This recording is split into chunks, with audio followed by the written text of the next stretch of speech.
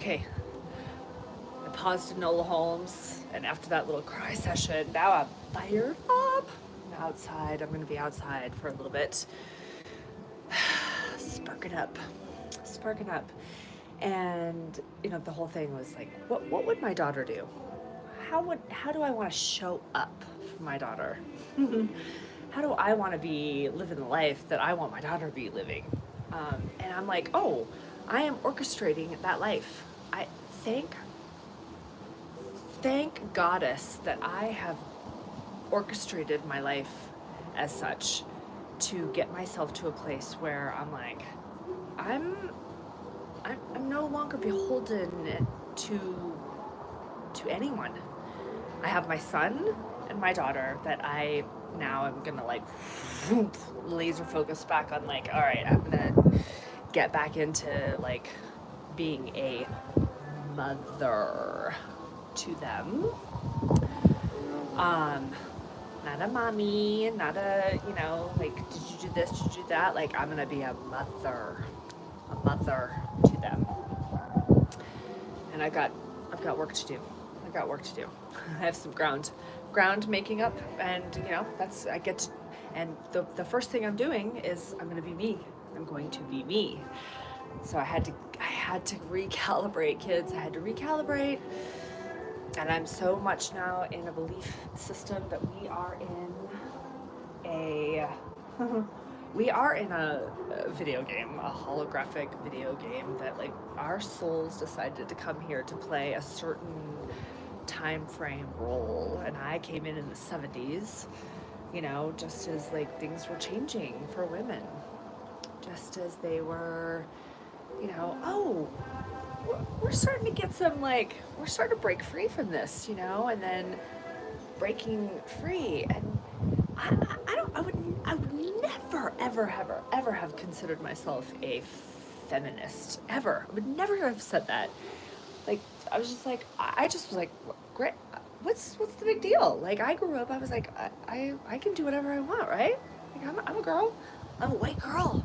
I can do whatever I want. Like, yeah, sure, I mean, I literally was kind of skating through life thinking, like, this is great. This is good. This is okay. I mean, yeah, I can see, like, all the marginalization around, but, like, I seem to be kind of unscathed here. But I was not unscathed. And, it's no one is unscathed, because we're all fucking judging each other all the goddamn time for everything. But to stay on the point here is that the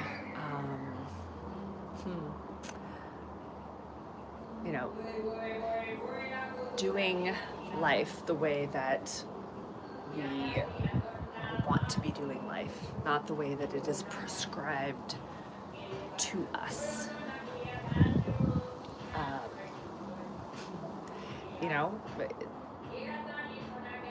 It can alleviate a lot of suffering. It can alleviate a lot of suffering going forward, I think. So I'm hopeful that the sweet spot age of, youngsters that are coming up now, the 15, 16, they're,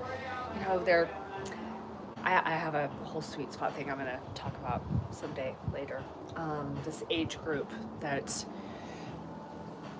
I think is here to save the.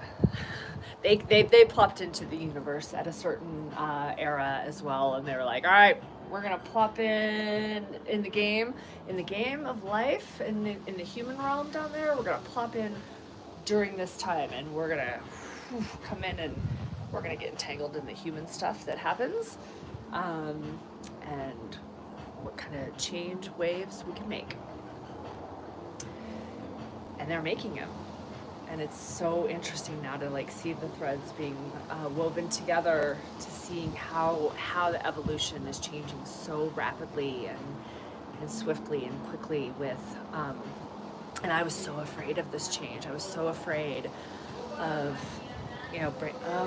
technology and breaking out of the, we gotta keep our kids safe. We have to put locks on their phones, and we have to, we've got to. And the movie WALL-E scared the hell out of me, which still does. by the way, because there's more to that. They're like, we're ruining the earth, you know, just keep buying shit on Amazon and then pile this up and then we'll just go to the moon and look at our iPads. But I was scared of technology. I was scared of like progression. I was progressiveness or whatever, you know, like I felt very, very reserved, but also like I want to be, you know, like I want to be searching and curious. And so I was not, politics was not my thing. You can see where I was like, oh, flip-flopping. Yes, I'm a flip-flopper. I like a little bit of this and I like a little bit of that. And I'm a flip-flopper, so fuck it. I lived in DC for 6 years and I was like, thank God I didn't get caught up in that. But yeah,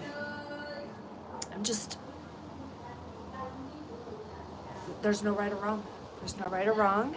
And there's no right or wrong. And we can't,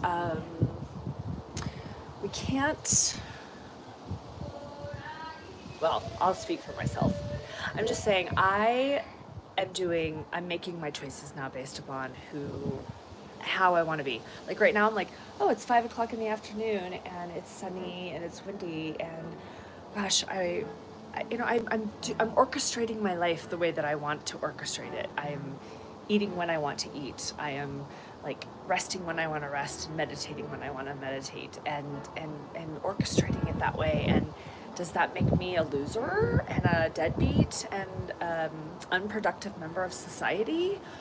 Or does that make me way more productive and available and present for when I am sparking and creative and doing what makes me feel good and alive? And that's what I want for my daughter. I want that for my son. I want that for all of our kids. All of us. Like, you know, yeah, let's do our busy work. Let's do our things. Let's build. Let's create. Let's, you know, consume. Let's do all the things. But can we find some joy and some happiness and some peace and some sexiness and some like, I get to go to work today and make some fucking decisions on my own and contribute and feel like I'm making a difference. Not just feel like I'm making a difference, but make a difference. Make a difference. And let's find the things that we like to do at work. I don't know. I can't save the whole world today. I'm just saying. I'm grateful that I have the opportunity to take care of myself and to encourage my children, especially my daughter who's getting ready to go out into the world as a woman and, you know, graduating from college and going off to get a PhD to learn more. She's so curious. She's so curious. And I'm so excited for the changes and the evolution that she's bringing. So, peace.